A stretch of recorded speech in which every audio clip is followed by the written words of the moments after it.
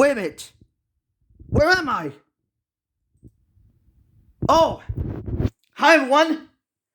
Today, it's the very special day that I am going to review the world's very first ever animated movie ever made, which is considered to be a milestone celebration to review this movie just in the nick of time for Christmas. I'll be reviewing Snow White and the Seven Dwarfs.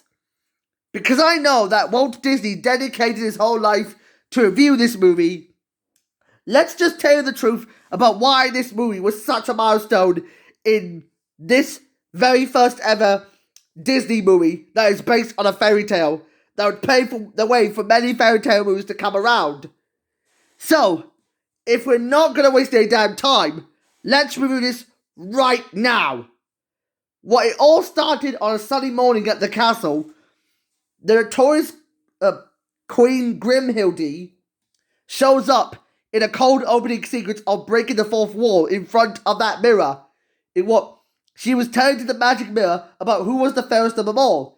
However, the mirror told to Grimhilde that Snow White has always been the fairest among them all, as Grimhilde gets so jealous about her daughter, Snow White, being all alone wanting to find her handsome prince.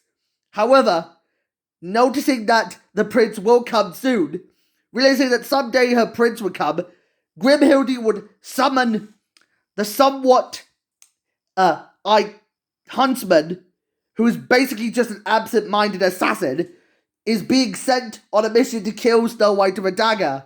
However, as the huntsman approaches to kill Snow White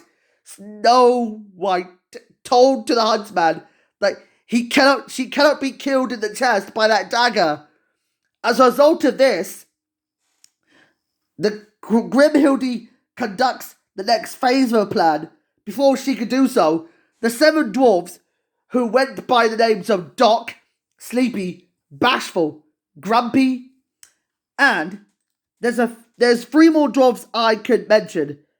Well, if we're talking about dwarfism when it comes to these seven dwarfs, I can also, let's not forget Dopey and also Sneezy, and finally, the somewhat brash Bashful.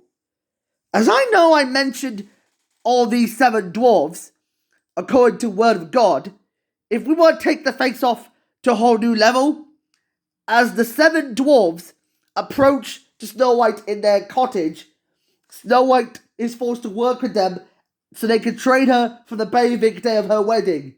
However, even though after they did some coal mining to dig some diamonds, they sang the iconic hi ho, it's off to work we go. That Disney song is by far the best of the bunch. As I know I love this movie so badly, is that what happened at the climax of this movie? Now here comes the biggest elephant in this room. As we notice that Grimhilde's descent into madness will be taken to horrific extremes. Like, in the vein of what you saw on fanfiction, this is what I can think of. Step 1. Grimhilde conducts her plan to transform herself into a hag. Step 2. She conducts all the experiments mixed together as a result of a DNA-styled apple that has the power to contain radioactive ooze. However, and then by step 3, the transformation gets cranked up to horrific extremes. And then we finally get the shocking plot twist. The shocking plot twist in this movie is that when Queen Grimhilde gets turned into this so-called Dark Lady, this so-called Dark Lady herself is what we finally got in this movie. The funniest reason about this Jekyll and Hyde-esque split personality merge trapped in that core is blatant of how I saw in Star Wars, the one where Palpatine turned Anakin into Darth Vader. This foreshadows Revenge of the Sith by landslide, along with Amphibia and Total Drama World Tour by up a notch of what South Park did to Chef. It's kind of disturbing what she approaches to Snow White to eat this apple. She succumbs to Fumonia, and she runs away in panicking victory. As a result of this would lead to the ultimate jump the shark mechanism.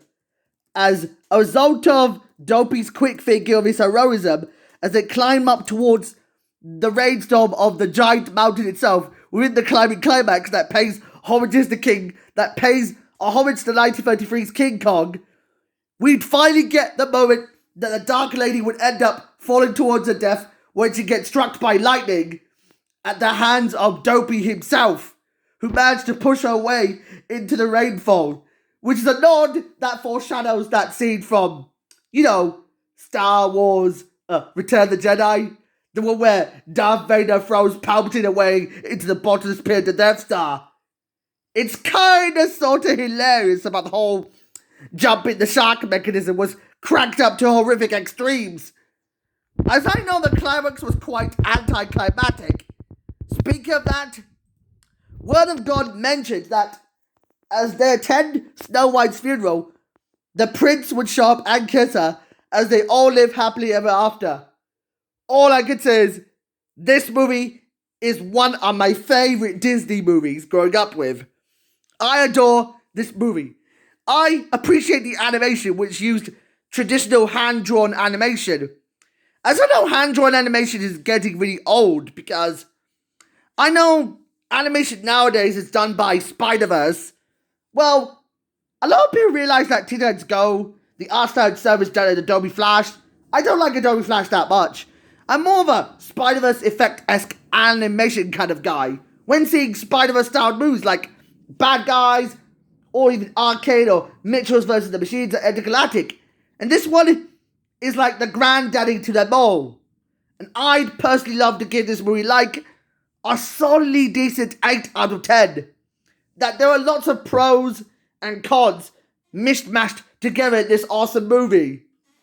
Yeah, as I probably know that ever since Snow White and the Seven Dwarfs became a huge instant success a year later in 1938 to the United Kingdom and worldwide, this is how Disney began to pioneer the idea of producing a bunch of animated movies that were based on fairy tales.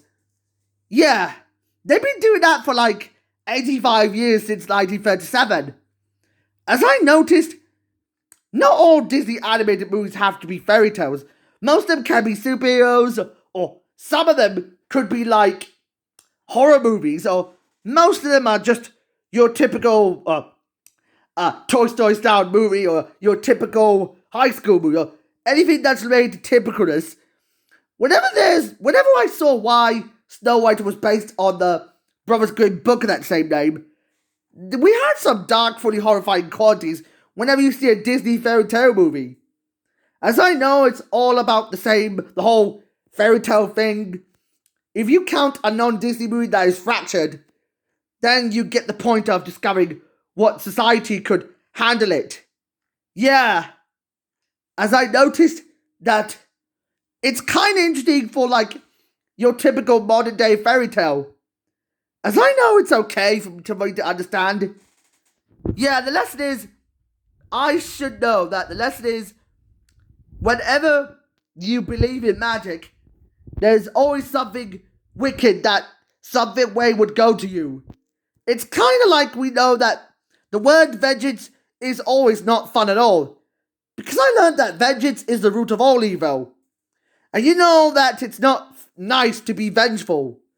It's like you want to make a wish of discovering what you see on today's fairy tales. Yeah. Just because I ran out of ideas, I have to do my DreamWorks rankings from now on. So, if you would hit the like button and subscribe, I would have to say goodbye to you all now. So, bye-bye!